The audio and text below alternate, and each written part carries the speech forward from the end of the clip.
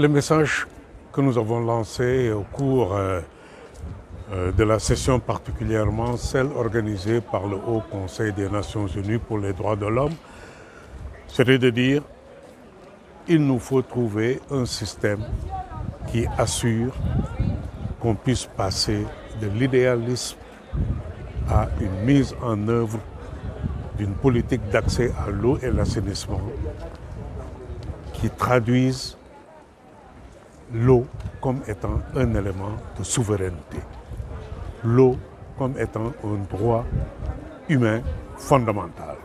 Ce message, il ne faut jamais s'arrêter de le répéter.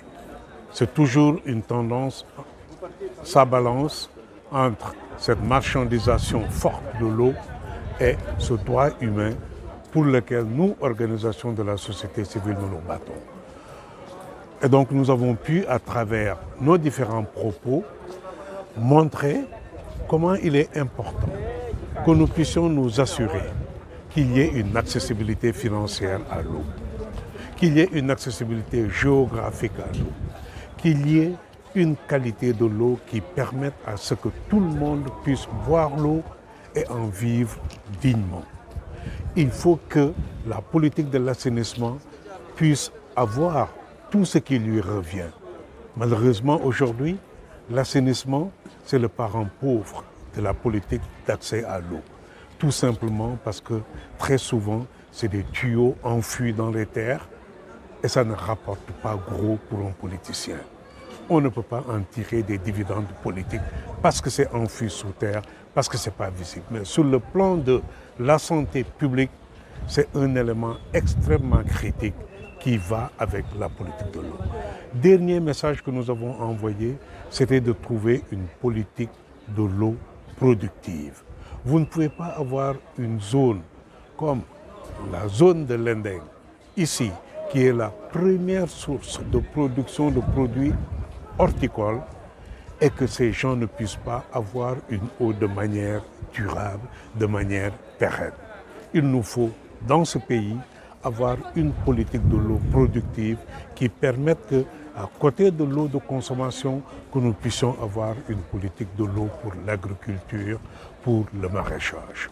Et enfin, évidemment, la nécessité d'une politique inclusive, un organe de régulation qui soit fort, autonome et indépendant et qui puisse prendre en compte les aspects de durabilité. Aujourd'hui, on ne peut pas parler de régulation sans y mettre principalement les aspects de durabilité de la ressource eau. Voilà les principaux messages que nous avons essayé d'envoyer durant ce forum et nous nous réjouissons que nous avons pu avoir une oreille attentive de la part de la majorité de l'auditoire qui était là. Mais écoutez, cette étude, ça a donné que justement la politique de l'eau productive doit avoir toute la place qu'elle mérite dans la formulation des politiques dans notre pays. Vous ne pouvez pas dire pour toute politique de l'eau productive que en cas de problème d'accès à l'eau, ce sera la consommation humaine qui va être privilégiée. Bien sûr, on comprend cela, mais à terme, ça n'est pas durable. Il faut plutôt que nous puissions penser à des systèmes de technologie qui permettent à ce que l'eau soit utilisée de manière durable par les maraîchers. Il faut que les maraîchers puissent être sensibilisés à utiliser l'eau de manière efficiente. Il faut que nous puissions aussi nous assurer que cette eau, elle est à un prix qui soit abordable tout en permettant le développement des exploitations familiales. Vous ne pouvez pas mettre en place une politique de quotas qui dit à partir de 50 mètres cubes d'eau, le prix subventionné n'est plus valable, vous tombez dans la zone dissuasive. Ça ne permet pas aux maraîchers de pouvoir exploiter, de pouvoir développer leurs champs. Et ce pays a besoin aussi bien de l'eau de consommation que de l'eau productive.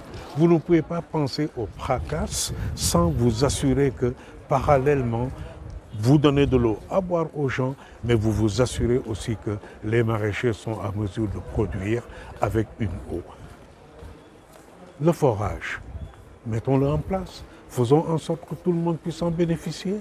Les systèmes de goutte à goutte, les modes de production agroécologique qui font que l'eau est utilisée de manière efficiente.